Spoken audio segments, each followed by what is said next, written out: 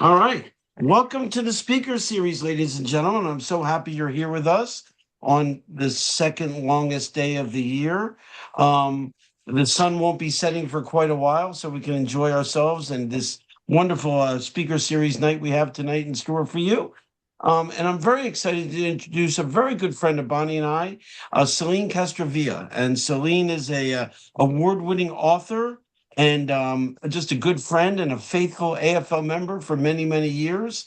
And I'm really excited for her to talk to us tonight about the relationship between our hero and the father of our country. So, Celine, let me get you all set up here. Okay. All right, and I'm going to I'm going to take myself off here, and I'm going to now share the screen. You look beautiful, Celine. I think I was in the sun or something. I'm all red. Yeah, you look great. Don't worry. But bear with me, folks. I just got to get her up and running. Let me find her. Here we go. Here we go.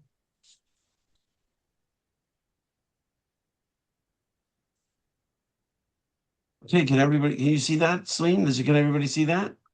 Yes. Okay, and Yes. this is Okay. slide number one. That's slide number one. Well, thank you so much, Chuck, for inviting me, and thank you everyone for attending. I'm so excited about this. My book, Revolutionary Friends, General George Washington and the Marquis de Lafayette, came out in 2013, and it has sold almost 100,000 copies. And it is in yay! And it is in school curriculums throughout the country. And I'm so excited because I get to share the Marquis with so many people and especially young people that they're our future, right? So they're the ones that are going to keep them alive and keep for the next generation. And I fell in love with Lafayette just doing research about George Washington. I stumbled upon Lafayette. Um, I'll tell you the story of how I really fell in love with Lafayette later, if we have time. But let's get to the presentation. So this is about Lafayette and Washington's extraordinary bond, kindness, virtue, and friendship in a time of war. And I just love that because when we think of war, we always equate it to horror, chaos, all these things, but yet there can be kindness, virtue, and friendship. Next slide, please. So the central question in this book and in our talk is how can friendship change the course of a war? And I'm sure there are other examples, but I think that Lafayette and Washington is the most extraordinary example. It's just so beautiful. Um, and as I said before, most war stories center on armies, weapons, and strategy, but this one is also about character, trust, generosity, restraint, loyalty, and the ability to recognize virtue in another person. And I think this is very important in revolutionary friends and in their relationship. The bond is not ornamental, it becomes a force. So we're going to see not only is it a beautiful relationship, but how it really changes history, really changes the outcome of the revolution. Next slide. Well, Lafayette was 19 years old, an aristocrat, and really rich. And I don't know about you guys, but I think it's pretty hard to even get a 19-year-old to take out the garbage these days, okay? But he fell in love with our plight, with the idea that we wanted liberty. And he wrote in a letter to his wife, liberty. This is a very abbreviated from the quote. He wrote it's a very long passage about to his wife trying to explain why he left. She was pregnant and with a child, and he wrote Liberty called me to glory, which is a very shortened part of a longer passage. Um, and so the king, I don't know why the king didn't give him permission to go, but the king told him, "You can't." The French king, "You can't go to help them, or you're going to go to prison when you come back." He was very, very against it. But Lafayette said, "Au contraire," and he paid for his own ship and his men. Okay, this had to be expensive, right? And he snuck out of France and spent 54 days at sea, getting seasick every day and still managing to learn English along the way. It's so amazing. And he's driven by his ideals, not profit. In fact, he's losing money, and he's also left his family behind because he wanted to help us so much, which is just so amazing. Next slide. Well, I'll be back on Saturday. So Lafayette, when he got to City Tavern, if you don't know, you probably do, is a place where everybody, the Continental Congress, everybody convened to drink and have dinner, and it was it until recently you could eat there, although it had burned down. They had rebuilt it, and you could eat there. We once had an event there, but then it closed down during the pandemic. I don't think it's open again, which is domage for sure. Uh, but Lafayette was dying to just meet Washington because he's he was a lot of we think of him often as like sort of statuette. I don't, but a lot of people think of him as statuesque, as about this sort of symbol of the revolution. But Lafayette just adored him even from afar, and he saw him as the living center of the American cause, which he was. Now, Washington, when he met him, it took him a while to adapt to Lafayette because he had to see something different from the usual foreign adventurer. He had to see humility, discipline, and sincerity. But Lafayette did not understand that Washington was really being diplomatic. Washington invited him to live in his quarters with him, but he was really being diplomatic. He did not know that the French king said no to Lafayette and that he was there against the king's wishes. He thought that he was really kind of, kissing up to the king through Lafayette. But Lafayette was blissfully unaware, and he wrote a letter, and he said, "I have a friend. That friend is George Washington." So he just thought they'd already cemented their relationship. Next slide.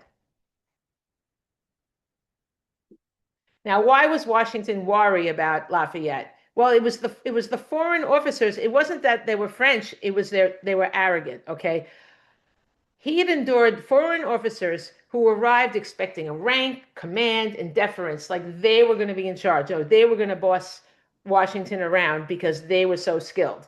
And Washington just didn't like that. Who would want to be bossed around by people, right? It's, people that are supposed to come to help you. And Lafayette had to overcome that suspicion before he could become useful.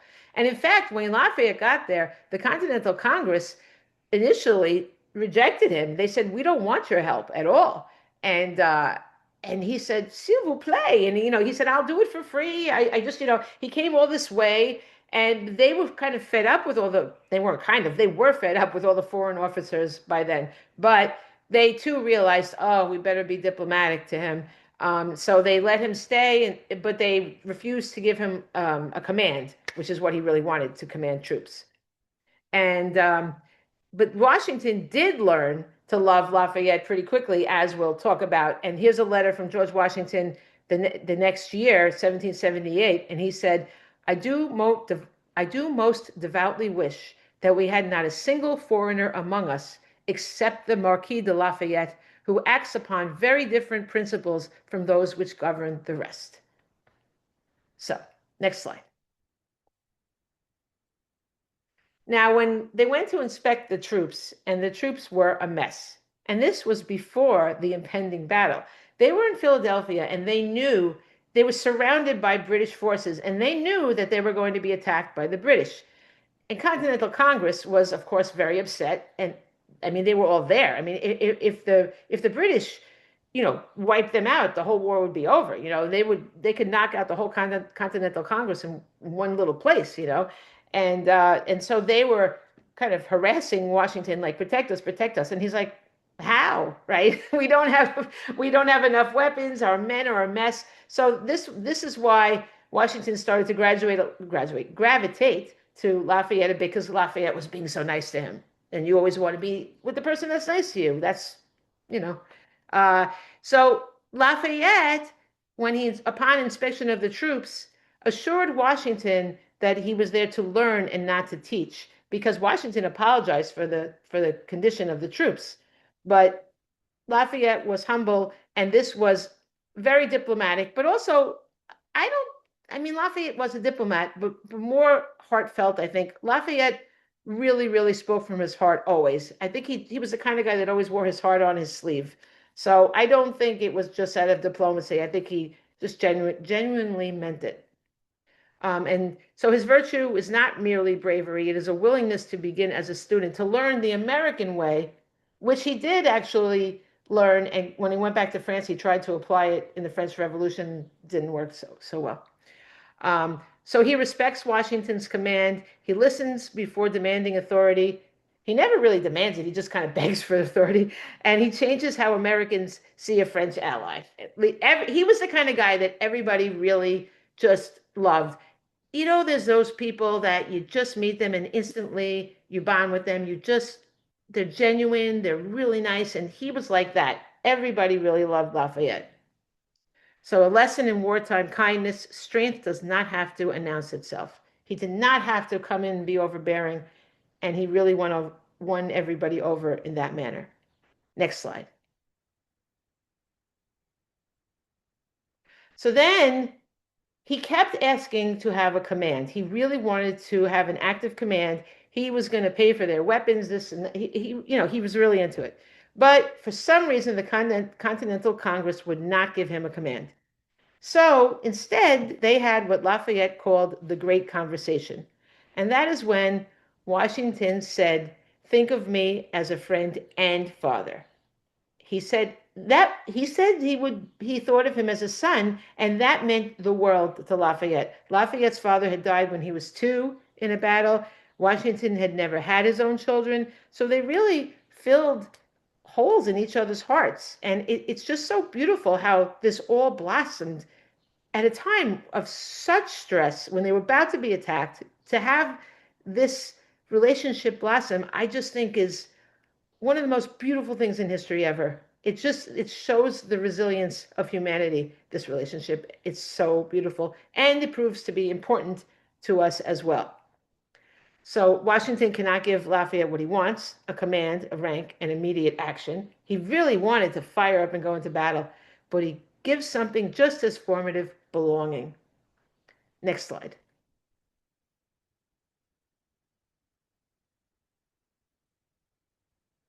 Uh-oh.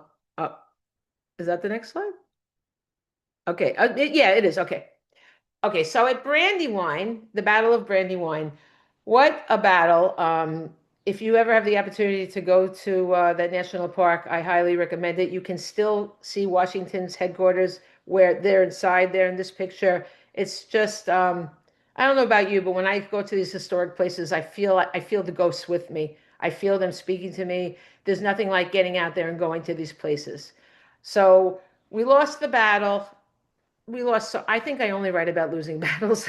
I don't think I've ever written about a battle we won, but it's okay because Washington perhaps coined the phrase, "You can lose a battle and win a war," because he certainly lost a lot of battles. Now, what happened was, though, that the troops were deserting, because the American troops were deserting because they were terrified.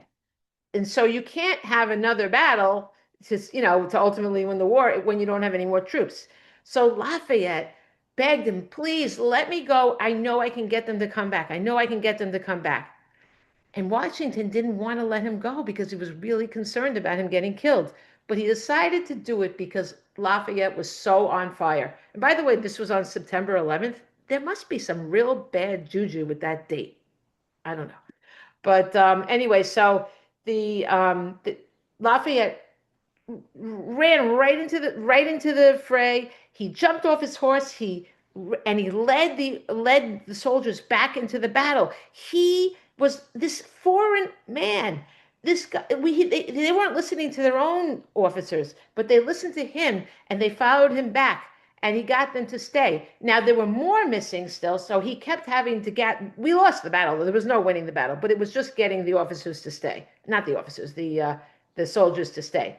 And so he kept going.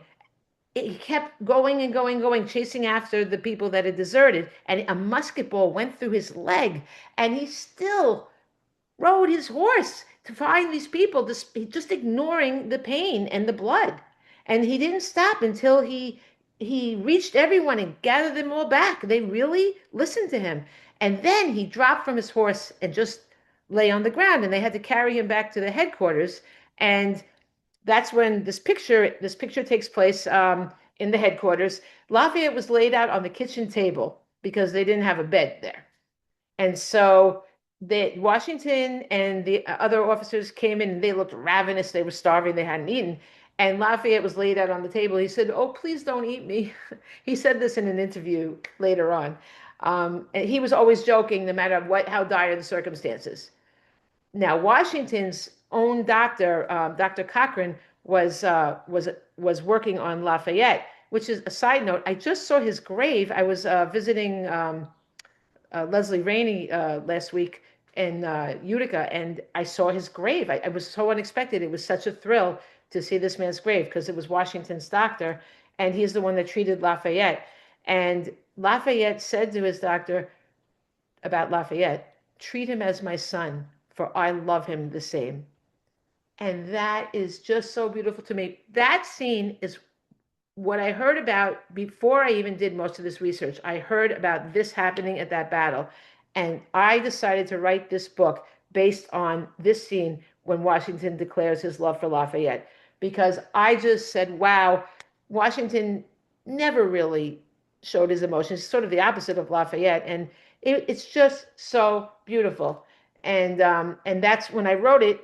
I always started at the end, and I knew I was going to write to there, and I figured, well, let me start when he's coming here. That makes sense. And then I filled it all in. That's how I wrote it.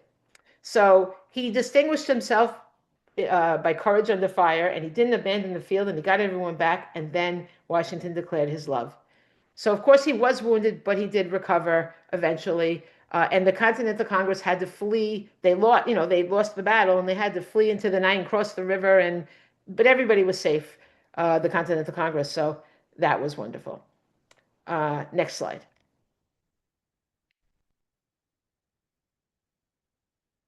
Okay, so we're fast forwarding to this is called the Conway Cabal, and it's when General Gates was trying to take over. Washington had some trouble. It really wasn't his fault. He was doing a great job with what he had. But when you have this army that's very ragtag, and they don't have enough weapons, they don't have the training of the British. Definitely not his fault. And I just don't think anybody else, we would never have won this war if Washington wasn't the general. And Lafayette said something. I don't have the quote in front of me, but he said our general's made for this revolution. Without him, we wouldn't win. That's a paraphrase, but he did say that at this time. General Gates was trying to take over the command, and a guy named Conway was involved. It's a very complicated thing, but cabals are very complicated. But they were sneaking around trying to replace him with Gates, but Lafayette stood by Washington. He did not chase the easier political current, because it would have been so easy to just go with the flow of the people and just abandon Washington. He stood by the commander he loves and reinforced Washington's leadership at a fragile moment. He said that quote, and he really worked hard to support Washington, and of course warned Washington about a lot of things. And the cabal failed. And it's just a moment when he had to take a public stance about his affection for Washington and stand by him. Next slide. So then we had we started with the French alliance. Okay. Now I did some research. I didn't know this. I'm not an expert in flags at all. Okay. But I found out that the French flag that the French fleet had on their ships coming to America were solid white. They were not we did not have the French flag that we know until I guess possibly the French Revolution. Don't quote me on that, but I know we didn't have it here. And there was the fleur de lis on it if there was royalty on the boat, but otherwise it was all white. So Lafayette became a living bridge between America and France. Now this is where this friendship, this father-son relationship, really becomes a turning point for the war. We got our alliance. And actually, I wanted to call the book Alliance. And I was kind of annoyed when they changed it to Revolutionary Friends. But honest, I cannot complain with that title because it has done me well. And I do think it works really well. But I do something about alliance, But I'm not complaining about the title to my book. But here, he's not only a soldier. He's a witness, an advocate, a correspondent, and a symbol of shared purpose, because he loved both places. He loved France and he loved America. And he just was this amazing bridge. And it's just so beautiful that he was able to you when he went back to France, the king did was mad, but he put him under house arrest instead of putting him in prison. And pretty soon he softened up right away. And Lafayette was at dinner at his house, and all was forgiven. Because again, Lafayette was one of those people until the French Revolution that everybody loved. He just was. It's just everybody just forgave him, like boom, So without Lafayette, without this alliance between Lafayette and Washington, this friendship, I don't know. Obviously, I can't say for sure, but it seems much less likely that France would have gotten involved because really he went back and he talked to the king about all they were doing, and he convinced the king to send troops, and it's just stunning. Next slide. So here's how France changed the war. Lafayette arrived with supplies, troops, and naval power, and that transformed possibility. It really did. 1777, Lafayette arrived. That's when we talked about. And then 1778, the Franco-American Alliance. That's when he got D'Estaing to come to Newport. And that was a bit of a fiasco. Benedict Arnold found out he was told at dinner in Morristown, oh, the French are coming. Lafayette's, of course, Washington was so thrilled. And of course, he confided it in Benedict Arnold. Why wouldn't he? He was one of his greatest soldiers and officers. So little did he know that Arnold would send a letter to the British right that night, as saying, "Oh, the French are coming. You better do something. You have to stop them." So I wrote a whole book about that. It's all in my book Freedom's Cost, so I'll tell you about that after. But if you want to see more about how all that plays out, because it's pretty devastating what Arnold tried to do, did do and tried to do, that we could be betrayed, just as we have this beautiful relationship with Washington and Lafayette. The treachery with Benedict Arnold, it's like Cain and Abel or something, the two of them. Like it's just awful. So then in 1780, Rochambert's army lands, and of course we have 1781, the Yorktown Convergence, where we won the war. And who was there? It was the French blocking the harbor, the French fleet, and it was the French on land fighting as well, and Lafayette fighting as an American, which I'll talk about more, possibly the next slide. Next slide. Yes. So first, Lafayette was in Virginia, and at first Cornwallis was chasing him, okay? And Lafayette was in trouble. But he turned it around, and he did a cat and mouse game, and he wound up cornering Cornwallis at Yorktown, which is waterfront, so he couldn't get out. But Cornwallis didn't think he had a problem. He thought, oh, the British ships will just come in and get me. But he didn't know that the French were going to block them, By the way, side note, this they talk about this in Hamilton. It just makes me so angry. I'm glad that people are excited about the revolution because of Hamilton, but I cannot stand how they mocked Lafayette. They made him like a joke or something. It's just ridiculous. And especially with Yorktown, they said that they showed Lafayette, like, in the distance, and they said, and out in the harbor, Lafayette, and he waves. He was not out in the harbor, okay? He was fighting with us. He was fighting as an American. My blood boils. I have to stop myself. I'm arguing with myself over this. Sorry. They should have made the musical Lafayette. Someone needs to do that. Anyway, so Lafayette and his troops trapped him, and they sent word to Washington, and that's how the battle happened. It was pretty much it had to happen, but they were trapped there. Next slide. So the victory, the British played the world turned upside down. They couldn't believe it. And Cornwallis didn't even show up. He had a second in command come. But this is where really, in one pivotal moment, we can see the importance of the relationship of Washington and Lafayette in terms of the war. I don't think we would have gotten this if Lafayette and Washington hadn't initially encountered each other, bonded, and then Lafayette went to convince the French king to join. Look what happened. We won the war. It's just amazing. And the British never expected it. Never. They took us like a joke, okay? And the world turned upside down. Their world was turned upside down. So a personal bond becomes part of a military reality. Washington's command, Lafayette's persistence, Rochambeau's army, de Grasse's fleet, and Cornwallis was trapped. And as I told you before, the most amazing thing, Lafayette fought as a major general in the American army despite French participation. And I think that says it all about him, how devoted he was to us. Next slide. So after the war, the revolutionary father-son relationship continued. And I have to say, this is one of the illustrations from my book, and I just think it's just so beautiful. It's definitely one of my favorites, the way they're writing to each other across the ocean. The illustrator decided to keep illustrating. Usually they don't. The story that I wrote ended at Brandywine, right? But I did put back matter explaining in that book, you'll find timelines of both their lives and their friendship, and it just continues to the end of the war and to the end of their lives. But usually the illustrator stops illustrating. This guy kept painting, and look at this beautiful painting. Okay, next slide.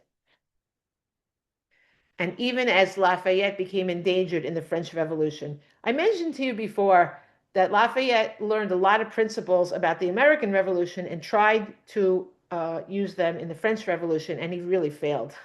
I mean, he's the one that told them to storm the Bastille, and he sent the Bastille key to Washington, where it usually is at Mount Vernon, unless it's it could be on tour at museums and things, but it was a prized possession of Washington's as a symbol of liberty. However, things went really wrong in the French Revolution. It was crazy. And I was trying to write at one point a whole birth to death story about Lafayette for kids. And what am I going to say about the French Revolution to kids? It's so impossible to understand how 1 minute somebody's okay and the next minute their head's off. It was crazy. Okay. I could talk to you a long time about that, but I can't, obviously. I don't have time. But so Lafayette barely managed to he had to flee. And then he got caught in Austria, and he wound up being in prison in Austria for 5 years. And they sent his son, George Washington Mortier, his son, to the safety of being with George Washington in America during the French Revolution. But his wife barely escaped with her head. She almost, and she met. No, I think somehow. Never mind. This again. I'm digressing too much. I don't have time. You'll have to ask me about that later. About the wife, his wife being in prison, if you're interested. So he was in prison, but he did ultimately survive. And his wife went to stay with him there for a while after the revolution. His wife, and she wound up getting a disease, and she brought her daughters to stay in the prison. And ultimately, she caught a disease that she died from. It's very sad. Next slide. So it brings us to his 1824-1825 tour, which I'm sure you guys know all about from Alan Hoffman, who can tell you so many details. He knows that thing inside and out. And it's just amazing to talk to him about it. But the thing about it is that Lafayette returned, and the bond between Washington and Lafayette was so celebrated, it became a national memory. And he was our adopted son. And Lafayette reignited America's patriotic pride when he returned for this tour. Now, this particular picture is when he's leaving Washington's tomb, and he's crying. He was in there for a while, and it must have been horrible to never see Washington alive again. Must have been awful. But in general, other than there were very sad moments, obviously, but it was also extremely significant in terms of reigniting our passion, and everybody celebrated him. It was amazing. Next slide.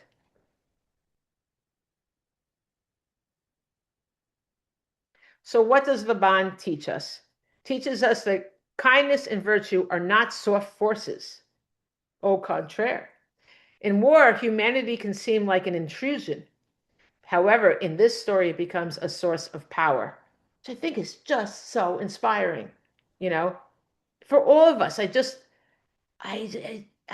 can see how revved up I get by this. Hey, the revolution. The American Revolution was a military story, but also a human one. Kindness, recognizing another person's worth. Virtue, choosing honor when ambition tempts. Trust, turning personal regard into public courage. And friendship, building the alliance that secures victory. Next slide.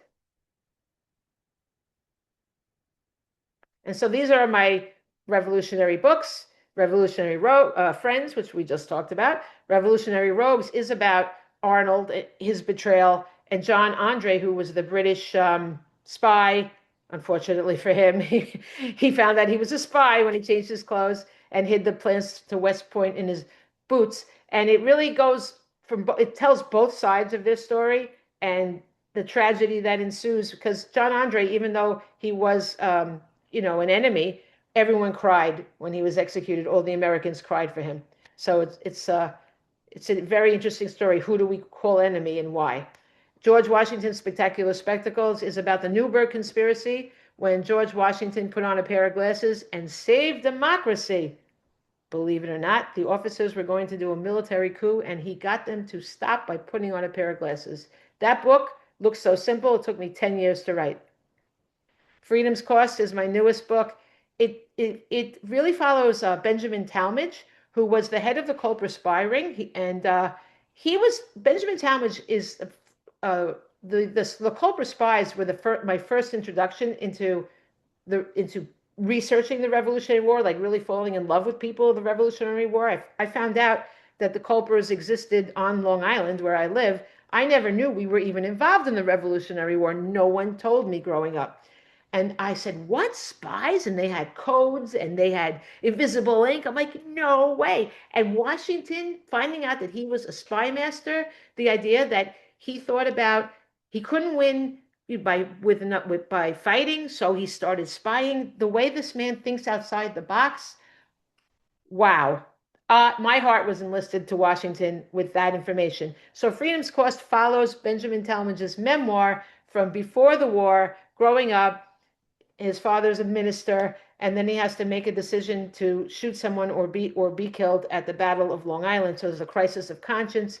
He loses Nathan Hale, was one of his closest friends. They went to Yale together. Loses him when he's killed as a spy, and really his heart is kind of poisoned, and he's seeking revenge for a long time, until he encounters John Andre, and he tells him, you're going to die, you're a spy. And he kind of taunted him and was happy about it, until he really got to know Andre. And he said he never cared about someone so much as John Andre. He never felt so intimately attached to one person as John Andre, his alleged enemy, right? And he said when he saw him hanging, it was as though his heart could not support it.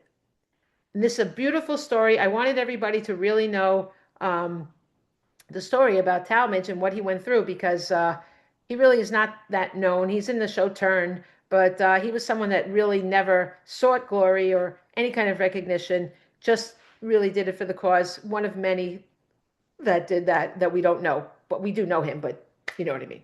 So that is my newest book, and now we have questions.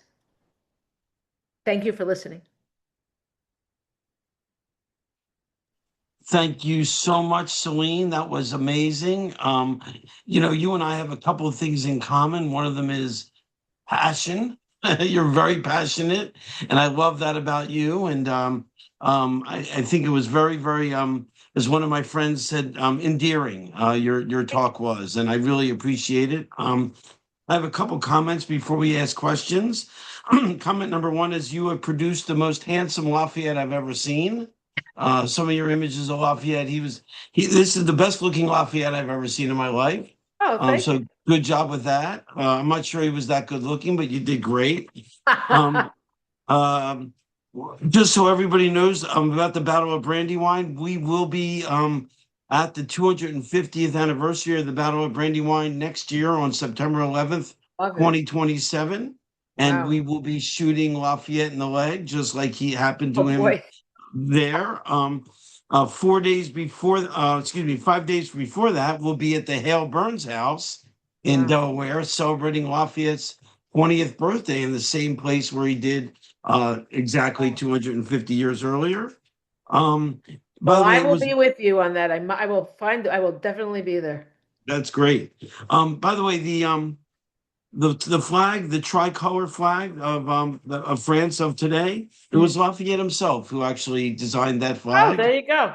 I So think I knew that now that you say that. Yeah, yeah, yeah. no Yeah, problem. yeah. The City Tavern. So Lafayette, the City Tavern's near and dear to the American Friends of Lafayette. We held a big event there one year, and we're planning a big event there in the last weekend of July of 2027 to commemorate Lafayette meeting George Washington for the first time.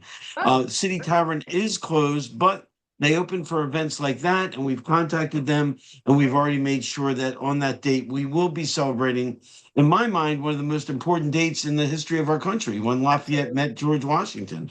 Oh, that's And beautiful. frankly, to be honest with you, that's my genesis of my relationship with Lafayette as well, Celine.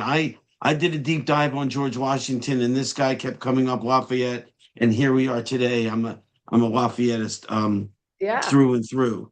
One absolutely. more thing I wanted to let everybody know. The absence of one of our members that's been on every Zoom so far, and that's Roy Wolf. Roy Wolf is our 19-year-old Lafayette. If you haven't seen him perform, he is amazing. But Roy is in France today.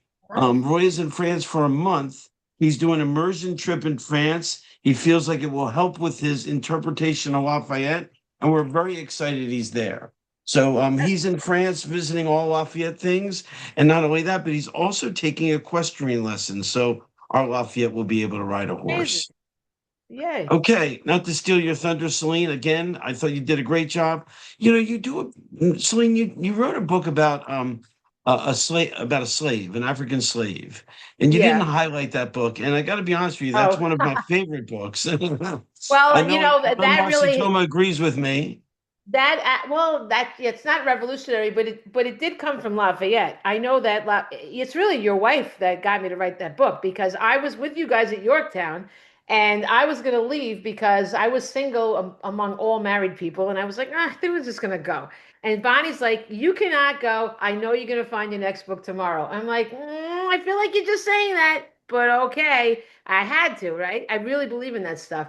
And so we went to Fortress Monroe, and we went to the room where Lafayette had stayed because we always go anywhere Lafayette was, right?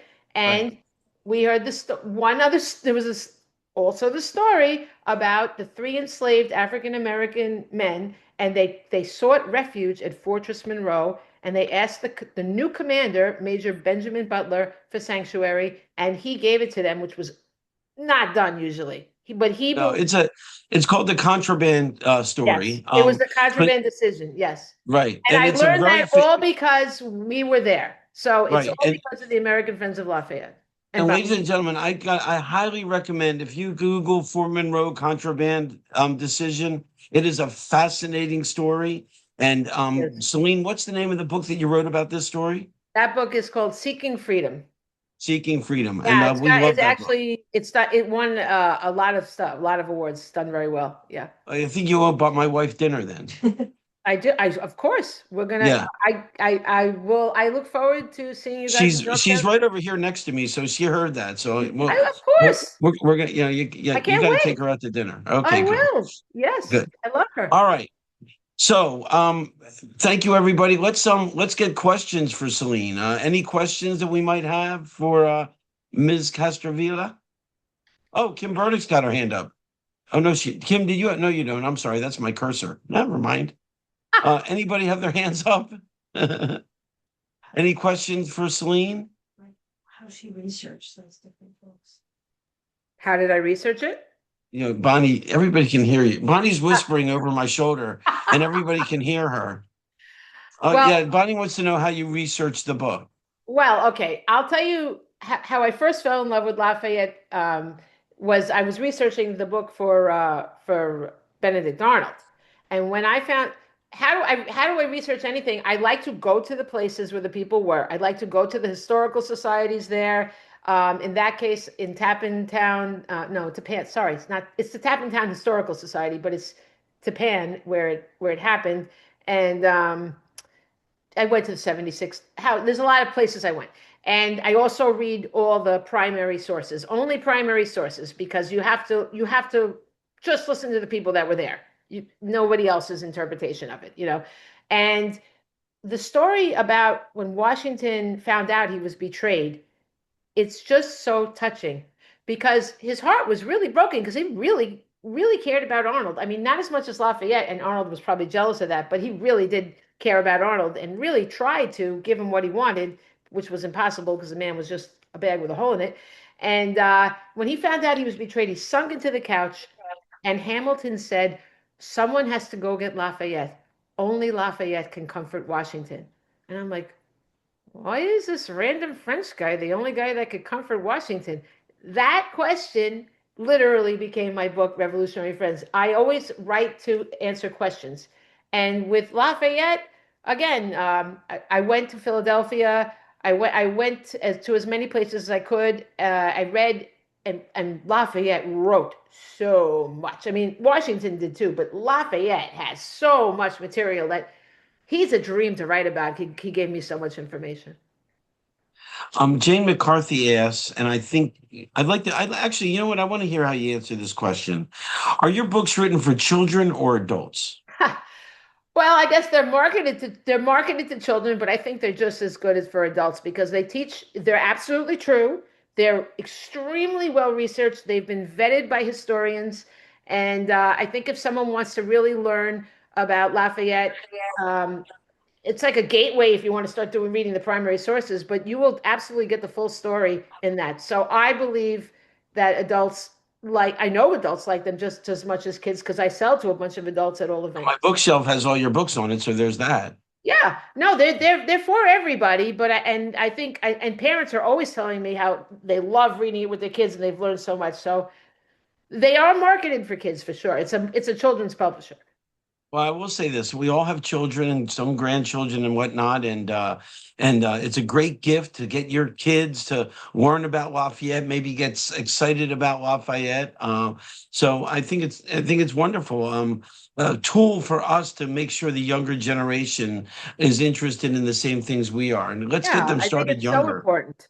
And Yeah. we learn so much from them. It's like a lesson in morality, it's a lesson in friendship, it's a lesson in love, right? Humanity. What don't we learn from the relationship between Washington and Lafayette? It's just this beautiful gift. And there's so many different ways to look at it, from the war perspective also, it's just stunning. Well, we use your book as a tool.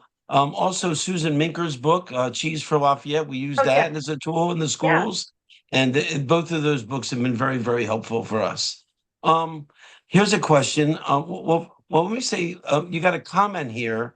Um, from Sarah Steers. I'm a reviewer for ALA books, and I know how hard it is to get a starred review. So you're amazing, and congratulations. What a wonderful presentation. Thank you Thank you. so much. That's Thank you. very nice, Sarah. And then Yes. I got M. Stanley saying, your book has sold over 100,000 copies and has made its way into school curriculums. How do students react to the story? What do they think about the marquee? They love him. I get so many great letters from kids. It thrills me, okay? Because he's like closer in age to them than the teachers are. You know what I mean? Like, and they just when I go to the schools, I'm like, how old do you think this guy is? And they're like, is he 80? Because he's wearing a wig. And we play around and they are stunned by him. They love him. And it's great when I go talk to them because I can really bring it alive for them. But honestly, they love it even without. I get so many letters from kids like we read this today. The kids have written like essays based on the book. It's I have never, knock on wood, I've never gotten a negative review from a kid. They've That's great. all they've all loved it. The question here is where can we buy the newest book or where we can buy your books? I know Amazon is one place, correct, Celine? Yeah, you can get, I mean, Amazon is the place where most people go for things these days, and I'm not going to fight it. But you can if you go to any independent bookstore, they can always order it if you want to support an indie bookstore for sure. And if you buy wherever you get it, Barnes and Nobles also I support them because they're struggling, Barnes and Nobles, and I love them too. You can get it from any of these people. If you do get it, you write to me on my website. You can get to me right on my website, and I will tell me how you want me to sign a book plate. I'll sign book plates for you. Well, that's Put really it fantastic. right in the Okay. book. Yeah. All right. Very good. That's a great idea. And I think a lot of people do like to have their book signed. So thank you for that, Absolutely. Celine. Yeah. Celine, what's your favorite book on Lafayette? Well, my favorite book What on book, Lafayette. what biography have you read that you Well, love? oh my, all his writings, oh, okay. You're asking me a biography. I don't want to. I Well, I don't mean, really. wait, you just helped me with that. So most of your research is just by reading his letters and whatnot. You're Yeah, not his reading other people. primary sources. Yeah, Okay. yeah. Very good. Because I think, well, all these books we've all taken the same sources and used them, but I really can't use someone else's interpretation of it. I'm not saying it's wrong, but it's no longer a primary source. To Right. really Right. be accurate, you have to use a primary source. I agree. I agree. Well, the I Brandon always books are tell the great. kids it's like playing telephone, right? If one person whispers something and it goes down the line and you get a totally different thing at the end. Well, they didn't mean to change it. It just happens. No, I agree. Yeah, and there's books by Edgar Brandon that are also very good because those have the newspaper articles. So that's another Yes. firsthand account. Both newspaper articles are amazing, absolutely. And Alan's book with about the he it translated the whole tour, amazing. That Yeah, is such very a good. wealth of information, that book. It's stunning. Unfortunately, our president could not make it tonight. He sends his condolences, and I know we have a slightly lighter audience tonight because of the Continental Congress happening at DAR right here Yeah. in Washington D.C. I'm sure they're out Um, there having a ball.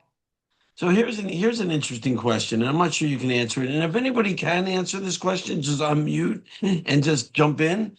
But what do we know about the relationship between Lafayette's son, which his name was George Washington Lafayette, when he was sent to the United States to be with Washington? And if I know this correct, I believe that George Washington Lafayette didn't stay at Mount Vernon the whole time. I think he went.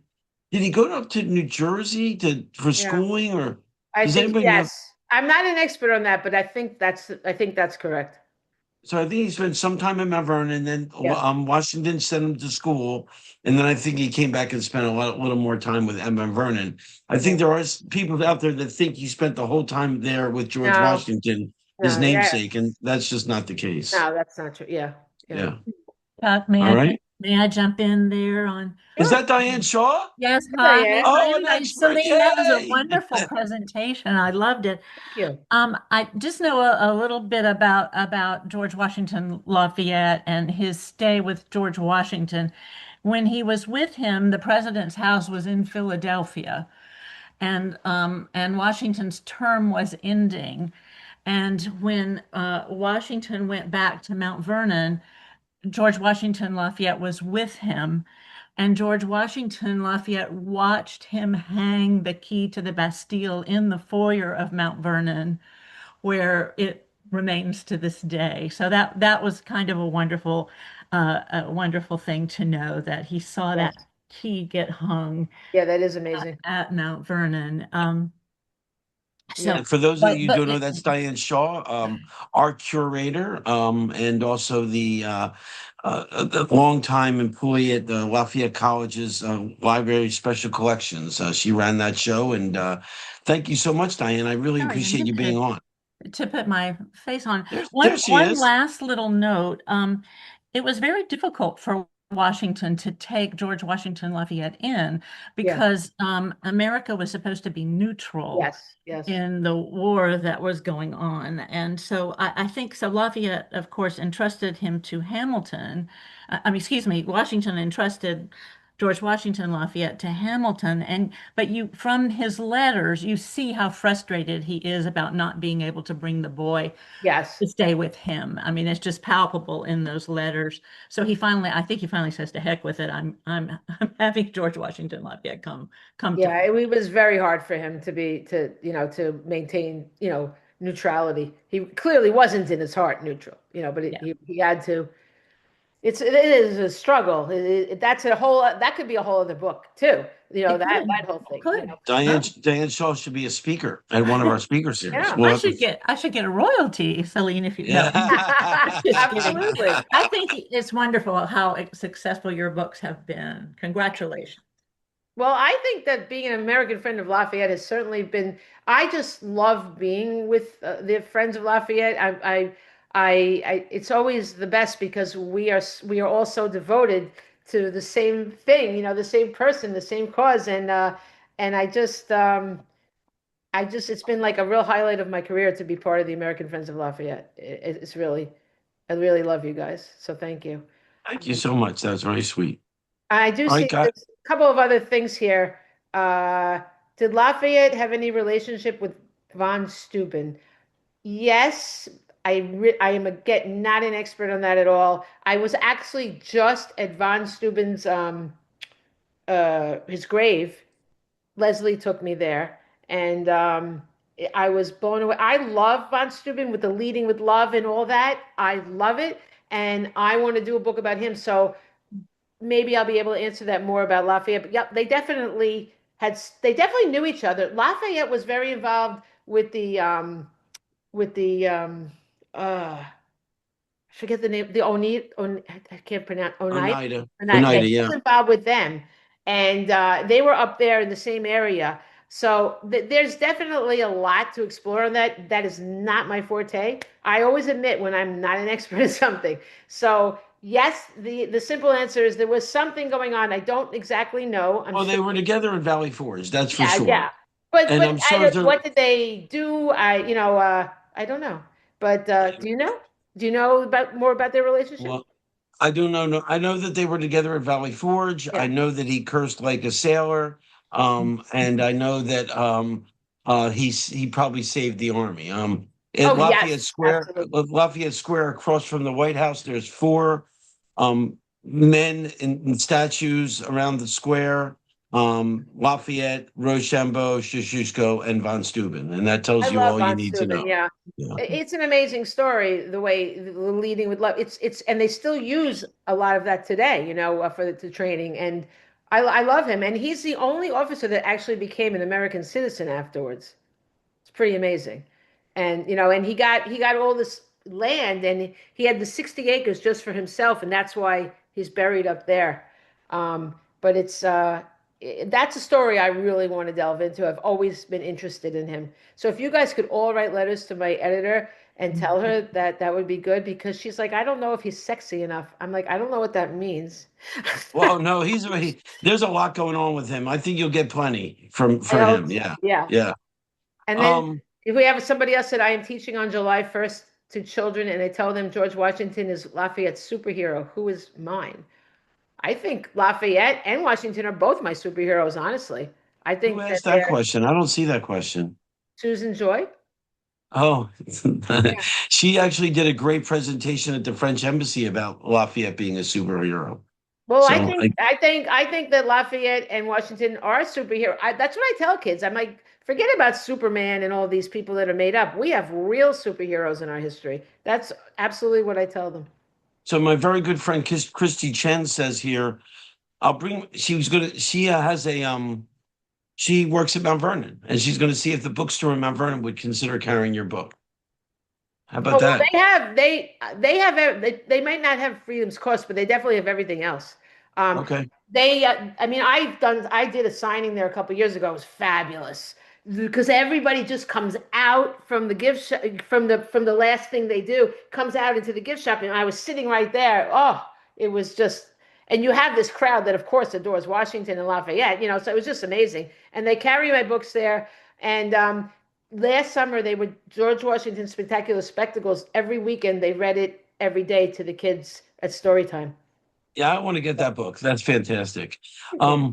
Yes, we are recording this Virginia, and you can see the recording on our website probably sometime next week. All of our speaker series have been recorded, so if anybody wants to go back and look at those, thank you so much. I see that Arlene. Marcy just says they definitely have all your books. She was just there. Oh, So there thank you go. Good job. you. Um, Did you see Arlene's question? no, see, they must be asking you questions directly. Oh, it's possible. She said, Yeah. how long did the communication between France and the colonies take? Can you please talk about that? Well, I really don't think it was a communication between France and the colonies. It was more like, I mean, the French obviously knew the king knew that we wanted them to help. How would he not? He knew, but the direct negotiating really was with Lafayette himself. And So, Benjamin Franklin, of course. oh, well, that's yes. But what you're talking about when they were recruiting people in France and like Benjamin Franklin and Oh, I see what you're saying. Jefferson, Okay, I understand. yeah, they were recruiting people to come here, but I'm talking about getting the actual army to join us. Yeah. Right. Okay. All right, guys, that's going to wrap things up. We're coming close on the 1 hour mark. I just appreciate everybody's attendance. It's great to see everybody's face. I always have to say hi to Patsy. Hi, Patsy. Rosa, it's good to see you too. Is this your first one, Rosa? It is actually. So good evening, everybody. Rosa, Yep. it's an honor to have you here. I really appreciate it. Thank you. Thank you. Glad to be here.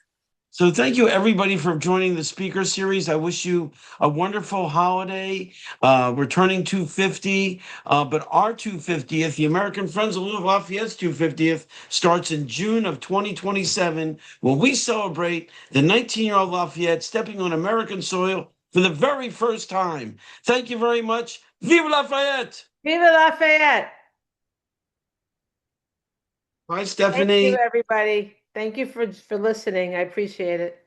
Selene, you were awesome. Thank you so much. I wish you weren't so passionate. Wish you weren't so, sincere. I wish you were, could you be a little bit more enthusiastic, please?